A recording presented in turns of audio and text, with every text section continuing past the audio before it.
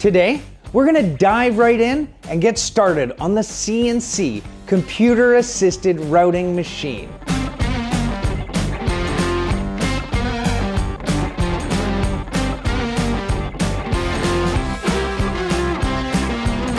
We've got a lot of separate pieces to cut, bend, and weld into position.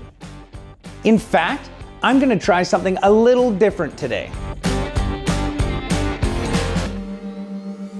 We're doing a contest to see just how close you can come to guessing the total number of pieces used to construct our new boat. So make sure to cast your vote in the comment section below, and we'll announce the top 10 winners at the end of this series. Then we'll get your contact information so we can send you some swag. The first 10 people to guess correctly, or at least closest, will get a limited edition I Dream of Dinghy trucker cap just like this. Okay, back to business. Right now, he's cutting the profiles for a piece that will frame over the pontoons and act as the main foundation for the rest of the cabin. Ryan was telling me that periodically they have to resurface the cutting table to avoid getting any voids in the surface.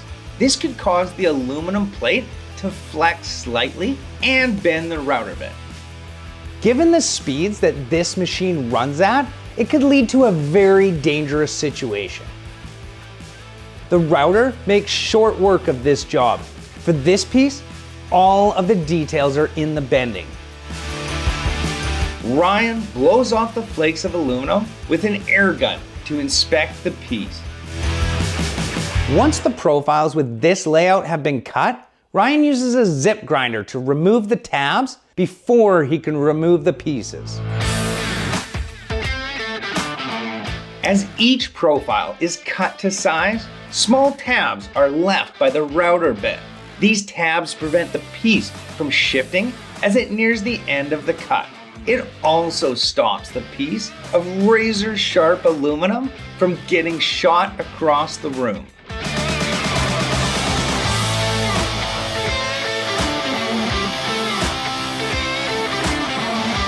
From here, it'll be handed off to Aiden, who will be running the 30-ton brake machine.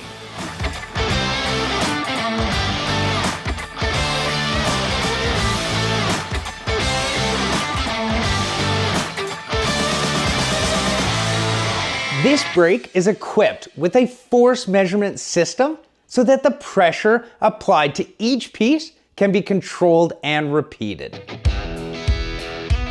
Since each grade or series of aluminum alloy has different tolerance and tensile strengths, the brake must be recalibrated before each bend.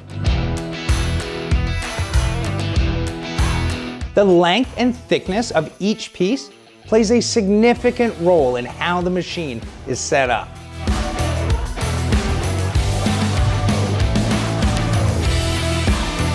Aiden grabs a few pieces of scrap for test bends, just to confirm the angle required.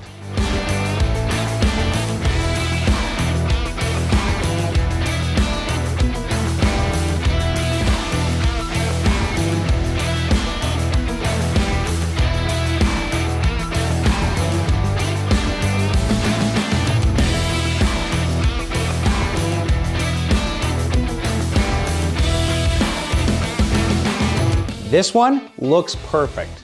So we started out, we leveled out all the teeth so that when it sits in the platform, it's nice and level. So the teeth are straightened out, and the next thing we did was we checked the angle of the bend, and it looks like we're good to go. So just waiting on Sam.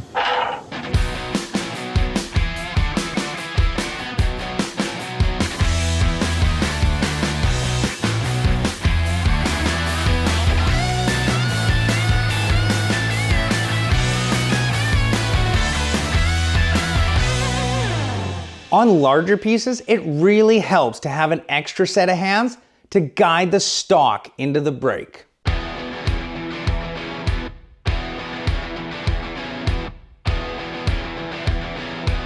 Aiden grabs Ryan and Milo to help, and they carefully line up the aluminum under the die.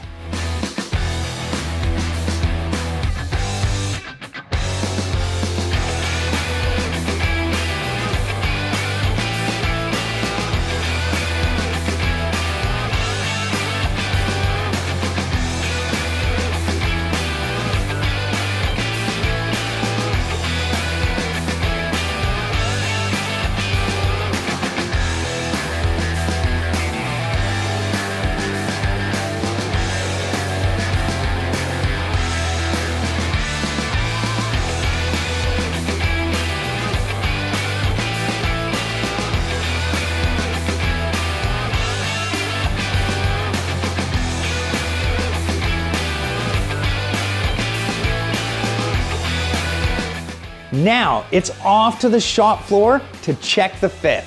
Okay, so we've got the two pieces that cover the pontoon. So the actual back couch is gonna be inside of this. They've got these bars going across just to make sure everything is lined up and square. And now we're just tagging the sides down to the new floor plate.